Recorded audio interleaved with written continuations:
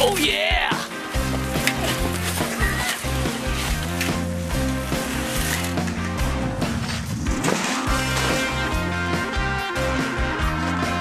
Čaute, vítajte pri novom formáte relácie Godzone Magazine. Ak ste si mysleli, že ste videli všetko, dnes vás presvedčíme o opaku.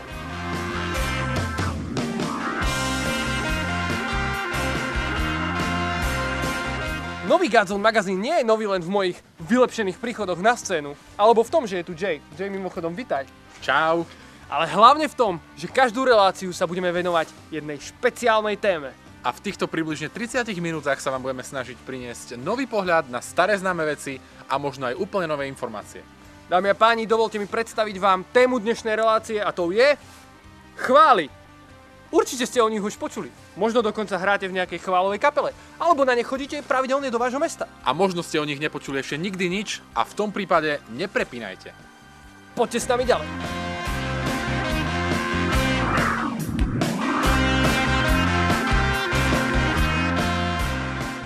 Okrem toho si v každej relácii ukážeme, čo o danej téme hovorí Andrej Kmotorka. Andrej Kmotorka je mladý líder zo spoločenstva PR v Prievidzi. Už niekoľko rokov fungujú na Slovensku s kapelou God Knows a momentálne veľmi úzko spolupracuje s projektom Godzone. Takisto vám chceme ukázať exkluzívne zábery zo zákulisia Godzone projektu. A preto sa dnes pozrieme na to, ako to funguje v Godzone shope.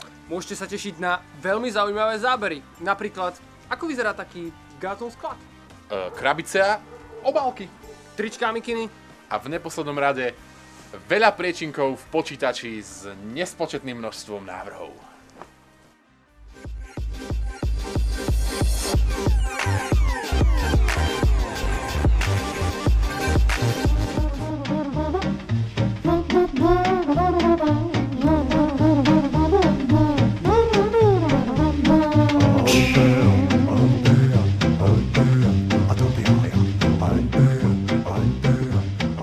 Niektorí z vás ste si už určite objednali mikinu z Godzone shopu, alebo ste ju dokonca vyhrali. Ale možno nepoznáte proces, ktorý sa skrýva za tým, ako takáto mikina vzniká.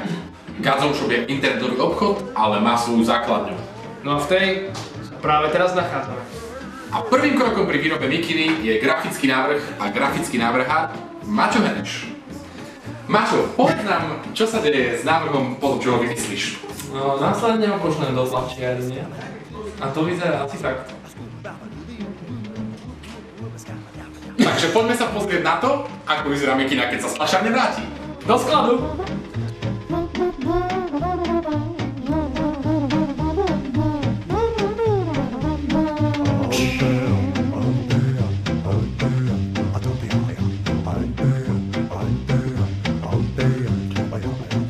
Potom, čo je grafický návrh odoslaný do tlačiarne, mikina je následne potlačená, prichádza práve na toto miesto.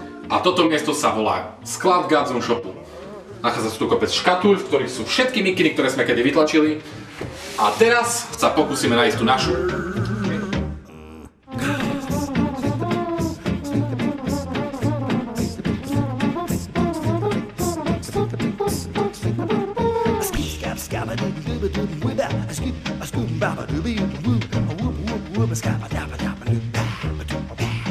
Wow.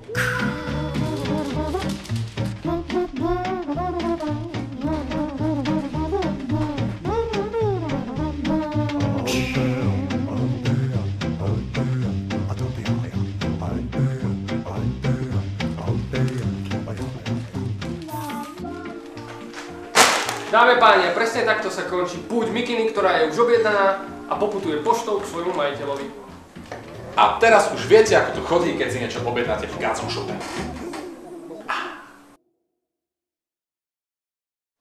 Keďže dnes chceme hovoriť o chválach, vybrali sme sa s Jayom za človekom, ktorý má na túto tému naozaj čo povedať. Určite ho poznáte. Hrá v kapele Timothy, stal pri zrode festivalu Campfest a je priekopníkom vo chválach na Slovensku. Marian Lipovský.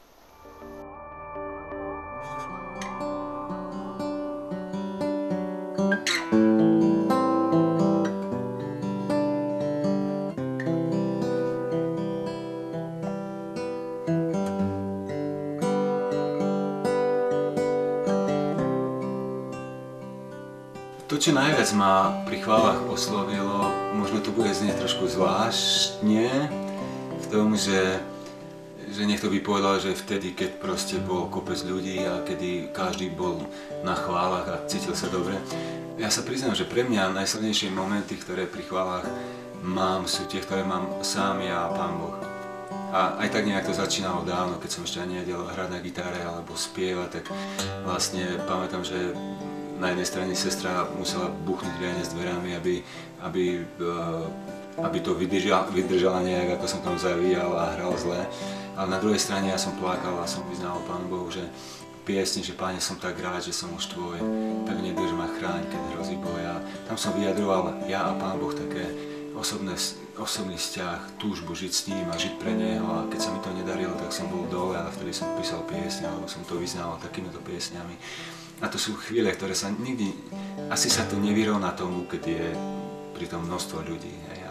A keď sme ale zase, keď hráme s ľuďmi, najkrajšie chvíle pri chválach sú tie, kedy mizne pódium a ľudia, že niekto tu vedie chvály a niekto chváli a pozerá na pódium, ale vtedy, keď prežívame zrazu, že Pán Boh je medzi nami a dotýka sa nás a my vieme, že je to svätá chvíľa.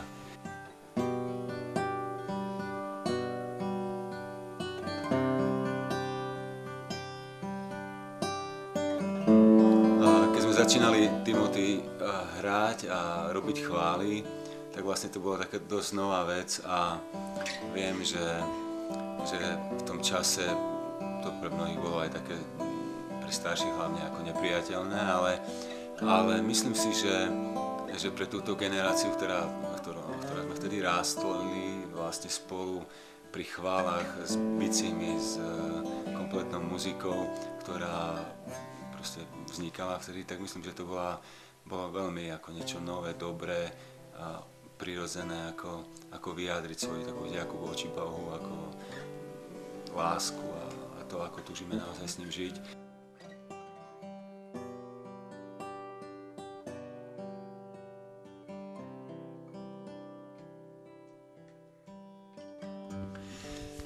Kapela vznikla vlastne tak nevinne.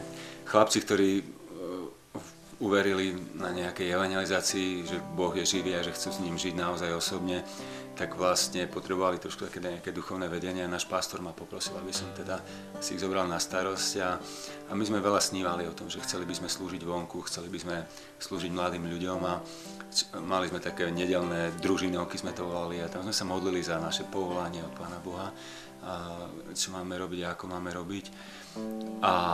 A prišlo to prirodzene, že zrazu sme si uvedomili, že áno, chceme to robiť cez hudbu, chceme to robiť pre mladých ľudí, slúžiť Pánu Bohu, tak nejak tak sa kryštalizovala kapela a potom ja som vlastne oslovil tých, ktorí boli hudobnejší a vedeli na niečom hrať a rozhodli sme sa, že budeme teda pravidelne cvičiť a začali sme prekladať piesne a na začiatku nás bolo 12, čo dnes sa smejem, lebo čím viac ľudí, tým viac problémov, ale bola to dobrá škola, bolo to dobré spoločenstvo, dobrý kolektív ľudí, ktorí naozaj milujú Pána Boha a chceli sme takto vyjadrovať proste svoj vzťah s ním. Je vysoko nad každou vládou a moc, od veku až na veky. Nad každé meno prúde vyslo.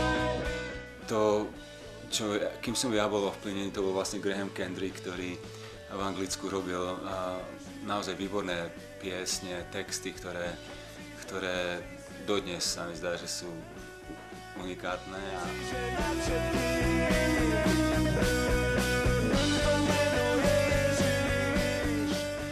A možno jasne, že tým, ako rastieme a dospievame a sme starší, tak vlastne chápali sme stále viac a viac, že o čo ide je o to, ako žijem doma, keď ma nikto nevidí. A Matt Redman to na jednom mieste tak pekne povedal, že Pán Boh ma vidí aj vtedy, či prkienko na vecku je čisté po mne, alebo keď som pred ľuďmi, že či je to isté. Proste chceli sme byť autentickí vtedy aj vtedy a nerobiť zo seba nejakých hercov, ktorí proste sú iní a na pódiu ako superstar hviezdy a pritom doma úplne iní. Čiže neviem povedať, či sa niečo veľmi zmenilo v tom, ako ako vnímam chvály. Vždy som presvedčený o tom, že každá chvála je o tom, že my máme miznúť z pódia, keď vedieme chvály a Pán Boh má byť viditeľný čím viac. Tak to bola vždy naša túžba, že vidieť, že Pán Boh je ten uprostred, ktorému dávame chválu, že to nie je o dobrej muzike, aj keď sme sa snažili robiť muziku a snažíme, ako sa najlepšie dá, ale určite je to o tom, že on je v strede a je to o ňom. A keď sa nám podarí urobiť dobré chvály, s dobrým aranžma, s dobrými slovami a s celým srdcom pre neho, tak o to je to viac také krajšie. Tak príď, tvoje kráľovstvo, príď medzi nás. Príď tvoje kráľovstvo, stan sa tvoja vôľa, na zemi ako v nebi, Otče náš. Príď, veď ty môžeš dať viac než len prosiť, vládneš ani nie je Boh ako ty. Máš neporovnateľne viac, ako viem snívať, viac než si predstaviť viem. Správ cestu cez oceán a rieku na púšti, rob medzi nami, po čom túžim. Tak príď, tvoje kráľovstvo, príď medzi nás. Tak príď, tvoje kráľovstvo, príď medzi nás. Tam, kde ty kráľuješ, nevládne plač a hriech, prosíme, ty buď náš Pán. Oslobod spútaných A navrat zrak slepým, nech tvoja sláva medzi nami býva. Tak príď, tvoje kráľovstvo, príď medzi nás. Tak príď, tvoje kráľovstvo, príď medzi nás.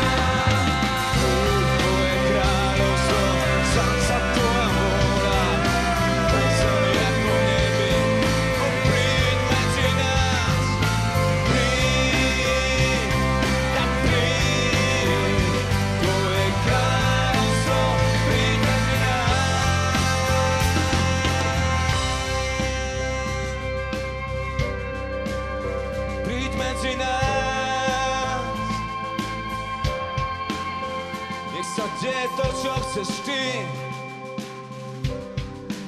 To, čo chceš ty medzi nami, na tomto mieste. O Pane, viac len ako spev, celé srdce ti spieva. Prosíme, Pane, príď so svojou slávou. Mne sa zdá také veľmi zaujímavé, že keď si čítame Starý zákon, a nájdeme tam Dávida, o ktorom sa hovorí, že bol podľa Božieho srdca, tak Dávid hovorí takú jednu zaujímavú vec, že Boh prebýva na chválach svojho ľudu. A mne v tom také veľmi zaujímavé práve to, že on to nemal skade vedieť.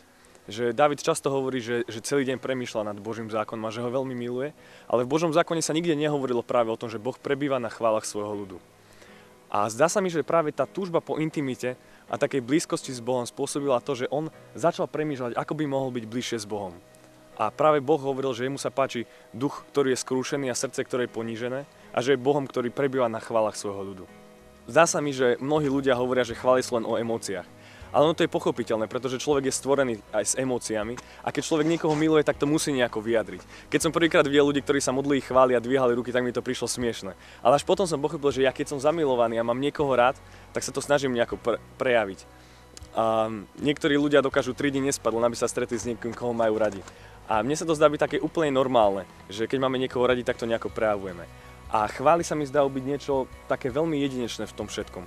Že chvály nie sú len to, čo vidíme na pódiu, a nie sú to len piesne, a nie sú to len nejaké skladby uctievania, ktoré vyjadrujú takú našu hĺbku, ale je to celý taký život, ktorý žijeme. A možno mnohí z vás vediete chvály alebo sa modlievate chvály, alebo hrávate na gitarách, alebo skladáte nejaké veci. A veľmi sa mi páči ten príklad, kedy Dávid ide pred archou, tancuje a on všade, kam ide, tak uvádza Božiu prítomnosť. A mám pocit, že toto je taká vec, ktorú máme teraz tak prelomiť, že máme vierou prinášať Božiu prítomnosť na miesta, kde prinášame chválu. A ak si všimnete ďalej, čo sa dialo, Dávid mal takú veľkú vášeň k Bohu, že tancoval a odev mu padal. A keď človek nie je v centre takýchto chvál a nezažíva takúto intimitu s Bohom, tak sa nám to zdá byť niekedy divné. A mnohí ľudia povedia, že OK, už to asi preháňate. Toto už nie je celkom normálne. Ale Dávidovi to bolo jedno. A keď prišiel domov a manželka mu hovorila, že vieš čo, Dávid, ty si král, ty by si sa nemal takto správať. Tak Dávid len tak hovorí, že prítomnosť Boha je pre mňa dôležitejšia ako to, čo si ostatní myslia. A čo spravil Boh? Stalo sa to, že jeho manželka zostala neplodná. A Davida veľmi požehnal. A toto sa mi tak veľmi páči. Chcem vidieť, ako ľudia poznajú Boha. Chcem vidieť, ako ľudia chodia do chvál a zažívajú blízkosť a intimitu. Pretože v tomto svete máme čo? Máme tu strach, máme tu bolesť, máme tu smútok, máme tu depresie, ale v Božej prítomnosti a vo chvále, v takom pravom uctievaní máme lásku, máme odpustenie, máme tam uzdravenie, máme tam bezpečnosť, ktorá je v Bohu. A zdá sa mi, že keď človek niekoho uctieva alebo sa snaží byť na niekoho obraz, tak sa tak aj naozaj stáva. Stáva sa to, že to, koho uctievaš, toho začneš napodobňovať. A v Genesis bolo veľmi pekné práve to, že Adam mal veľkú intimitu a blízkosť s Bohom a bol na Boží obraz. A k tomuto máme dospieť, my máme byť na Boží obraz. Nemáme chodiť na chváľu len kvôli tomu, aby sme zažili nejaké emočné naplnenie. Súvisí to s tým, ale nie je to ten cieľ. Cieľom je to, aby sme my niesli Božiu prítomnosť. Aby boli chváli to miesto, kde dávame celé svoje srdce, kde sa celý vydávame Bohu a zažívame jeho prítomnosť, ako na nás zostupuje. Boh v Biblii hovorí, že hľadajte moju tvár. Ale nie je to len slovo, že hľadajte moju tvár, ale hovorí, že ak budete hľadať moju tvár celým svojim srdcom, ja sa vám dám nájsť. A toto je pre mňa veľká túžba. My môžeme zažívať viac. Toto, čo zažívame, nemá byť všetko. Niekedy sa mi zdá, že sme na chválach a keby Boh odíde, ani si to nevšimneme. My máme tak zažívať jeho blízkosť a zažívať to, že poznáme jeho srdce, že nás to bude premieňať. A budeme zažívať to, že ako Adam kráčal vo večernom vánku s Bohom a Boh mu zdieľal svoje srdce a spolupracoval s ním, tak toto my máme zažívať počas chvál. A máme to zažívať súkromne, keď sa domodlíme chvály. A keď prejde taká tá naozajstná chvála, mimo pódia, mimo našej služby, mimo našich spoločenstiev. A toto by som chcel vidieť. Máme prijať lásku, aby sme mohli milovať. My milujeme, pretože on miloval prvý nás. A toto je podľa mňa chvála. Takýto máme mať postoj vo chválach. Je to niečo, kedy prinášame obetu, ktorú Boh veľmi miluje, a kedy spôsobujeme jeho prítomnosť na mieste, kde sa všetci stretávame, a kedy môžeme úplne a úprimne a celým srdcom ísť za Bohom a spoznať, aký je. Niečo, čomu sa nikto z nás nevyhne, je záver. Ale ešte predtým to, čo sme zmenili úplne od podlahy. Súťaž! Dámy a páni, aj tento rok vás chceme zásobovať novinkami z Godzone shopu. A to všetko len za jednu správnu odpoveď na otázku, ktorá tentokrát znie, v ktorom Godzone videu sa v 43. sekunde objaví nápis. Veď Božie kráľovstvo nie je len jedlo a nápoj. Správne odpovede poslajte na známu adresu godzone@godzone.sk do konca februára. No a my s Jayom sa tešíme nielen na vaše odpovede, ale aj na vás budúci mesiac. A teraz sa už lúčime. Čaute!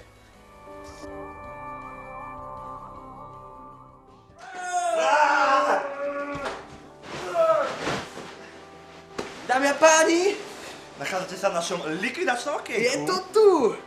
A prinášame vám 6 zaručených spôsobov, 6 zaručených rád. ako zničiť Gadzom kanceláriu! Čauko, Feri.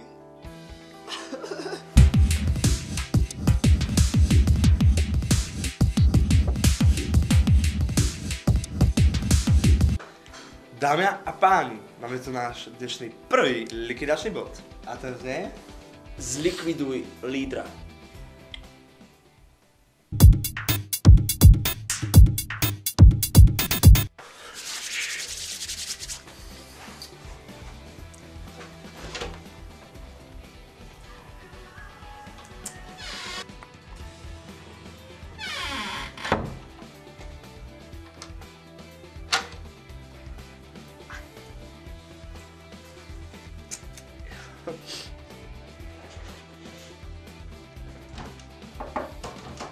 Nikola, otvor!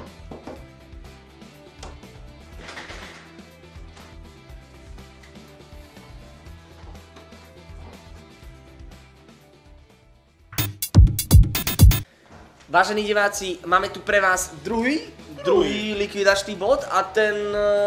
A ten znie... Presne tak. Zabránte rannej modlitbe. Je to tak.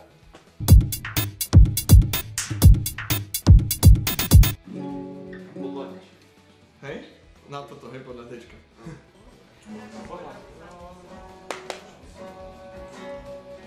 Zničíme modlitbu.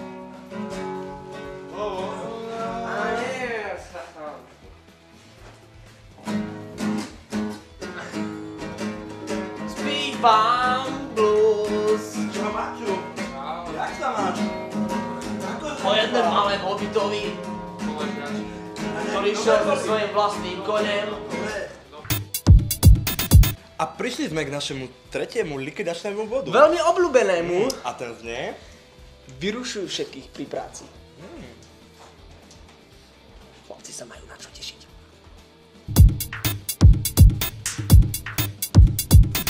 Ivo, chytaj! Randoveď! Pomoc!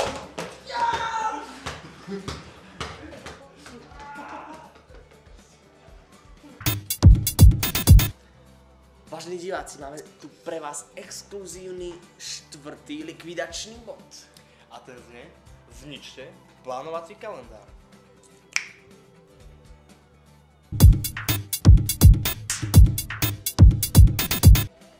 Budete na to potrebovať Fixky. fixky. Áno. Čiernu a... Červenú. Takže ideme na to.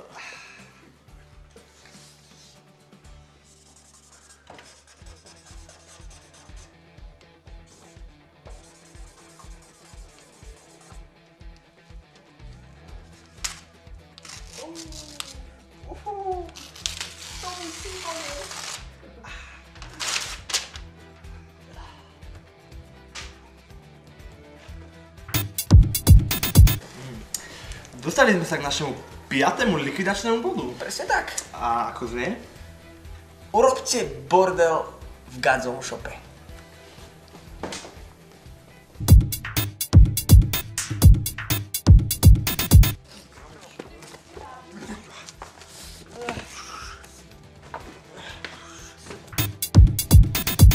Tak milí diváci, tento 6. likvidačný bod bude zahŕňať jednu veľmi dôležitú oblasť a znie presne takto.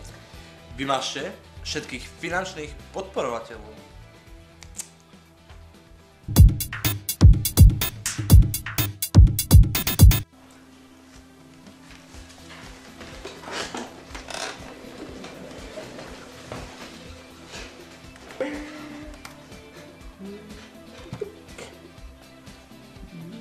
A je to